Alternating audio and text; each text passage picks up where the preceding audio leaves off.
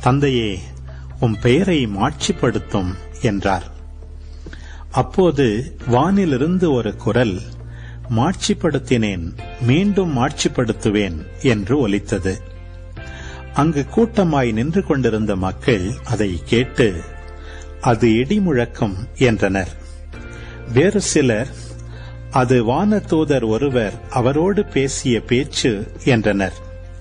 இயேசு அவர்களை பார்த்து, இக்குரல் என் பொருட்டு அல்ல, உங்கள் பொருட்டே ஒலித்தது.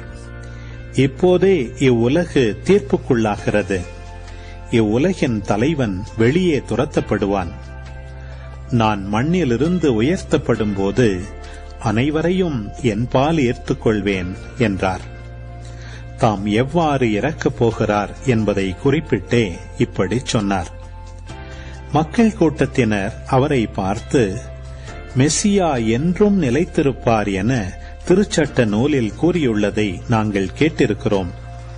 அப்படியிருக்க மானிட மகன் உயர்த்தப்பட வேண்டும் என நீர் எப்படி சொல்லலாம்?